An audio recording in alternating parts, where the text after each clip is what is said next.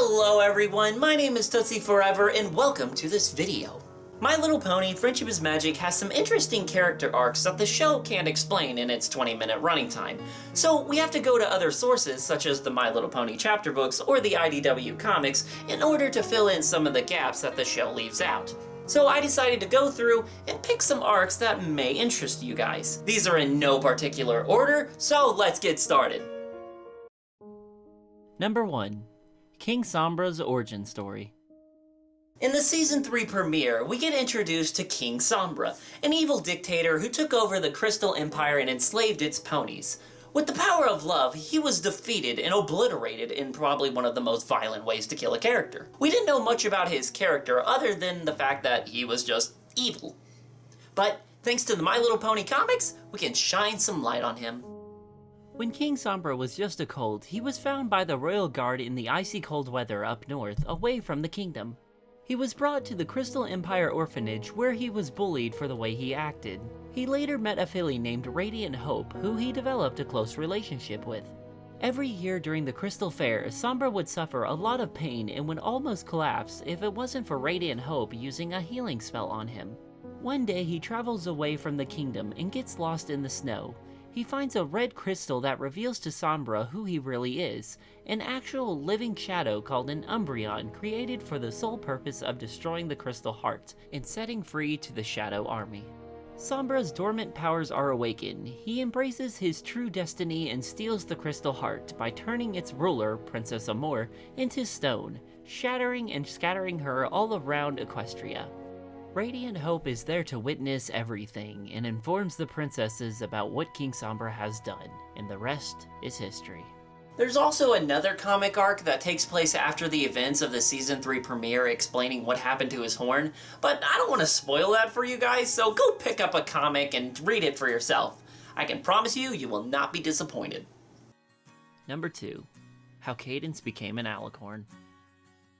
In the Season 2 finale, we find out that Twilight's brother, Shining Armor, is getting married to the lovely Princess Cadance, who was Twilight's full sitter when she was a kid. And she's also an Alicorn because, of course she is. The show never explains how she became an Alicorn or why should we care, but that's because we have to buy the chapter books to figure that out. In the chapter book called Twilight Sparkle in the Crystal Heart Spell, it goes into detail on how Cadance earned her Alicornhood. Princess Cadance was a Pegasus who was abandoned in the woods as a baby and was founded by some Earth ponies who raised her in their village. When she grew up into a teenager, she reversed a love-sealing spell casted by a pony who wore a magic necklace that amplified her rage. When Cadance confronted her, the necklace amplified Cadance's love, which caused the pony to change her ways. Cadance was then surrounded by a magical energy barrier where she was teleported to Princess Celestia, who confronts her that she is now becoming an Alicorn, and then Celestia adopts her as a royal niece, making her part of the royal family. Number 3. Sunset Shimmer's downfall. Whether you love or hate the Equestria Girls franchise, the character Sunset Shimmer has made herself the mascot of the entire series by being a likable villain turned hero through the course of 4 movies. But what pushed her over the edge to escape into the human world? The correct answer is the magic mirror. Before Princess Celestia took Twilight Sparkle as her student, Sunset Shimmer was her prized pupil. She blew through all of her studies and aced just about every test that was thrown at her. But unfortunately, she was kind of rude towards other ponies, despite Princess Celestia trying to teach her about friendship. One day, Celestia decided to show her a crystal mirror. Sunset Shimmer looked into the mirror and saw herself as an Alicorn turned evil who wants to rule over Equestria. Over the past few weeks, Sunset Shimmer becomes obsessed with the mirror, going behind Celestia's back to learn about dark magic to figure out more about the mirror. She gets caught and begs Celestia to turn her into an Alicorn princess. Celestia refuses, and she is kicked out of the Canterlot Castle, but she overpowers the royal guards and escapes into the magic mirror, where the events of the first Equestria Girls take place. Number 4. How Princess Celestia and Princess Luna earned their cutie marks.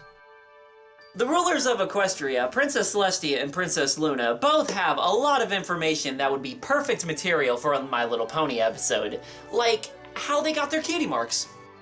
In one of the stories of The Journal of the Two Sisters, it goes into detail of how they earned their cutie marks. Starswirl the Bearded was in charge of raising and lowering the moon with the help of some unicorns, but unfortunately some of the unicorns died off, causing Starswirl to do it by himself.